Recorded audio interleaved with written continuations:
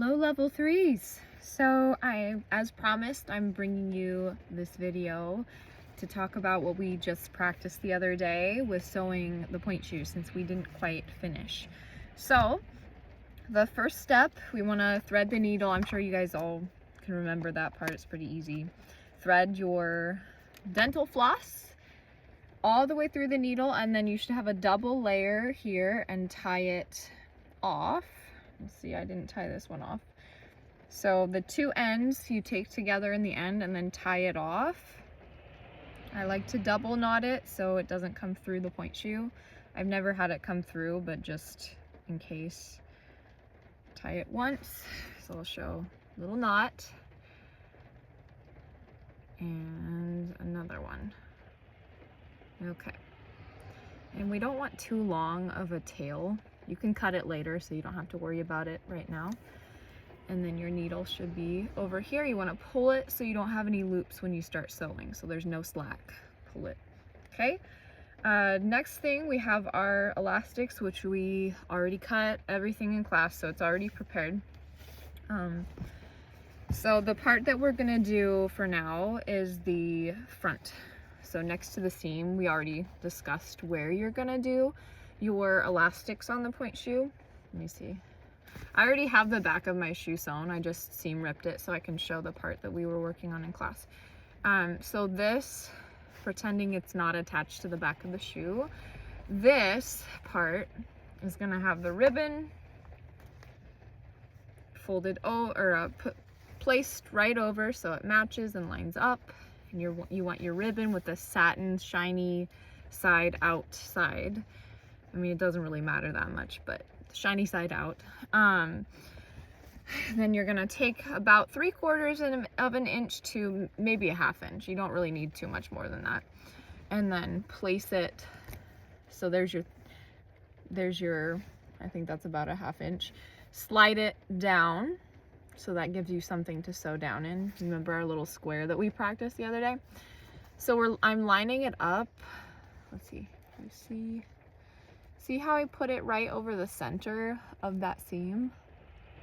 Right there. And then on the inside of the shoe, let me see if I can turn it for you guys.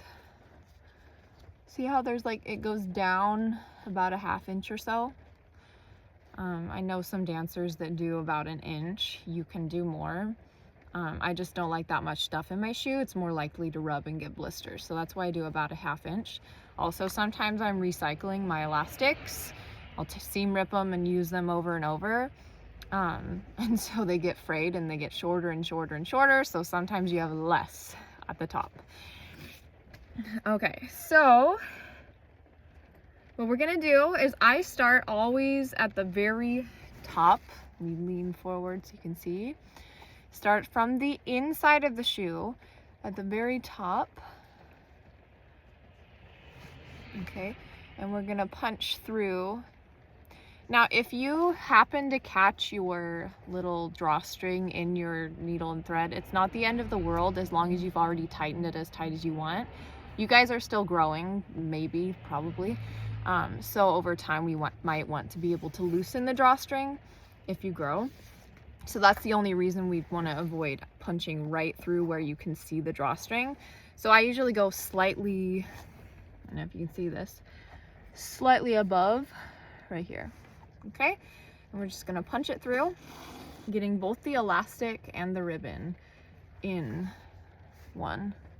Hopefully you can see. Okay, now what we want to avoid is, since I just came through the center, the inside of the shoe to the outside of the shoe, we don't want to loop around and then come back from the inside of the shoe. Otherwise you're gonna have threads that are wrapped around your ribbons. So now I'm through the outside.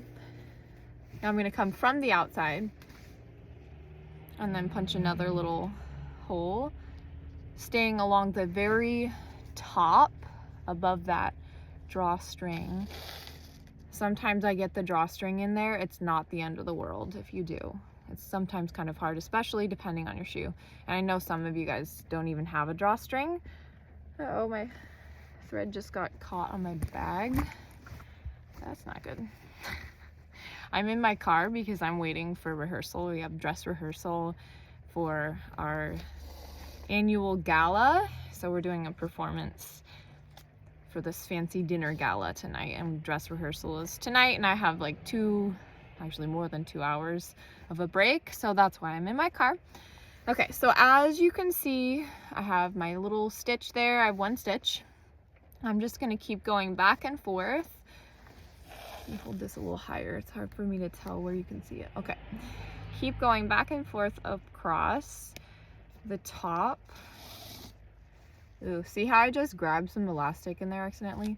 No problem, just make sure you pull it out and then pull each thread tight, because sometimes if you don't kind of check the inside of your shoe, you can have some of your stitches that didn't pull all the way tight, and then you'll have loops.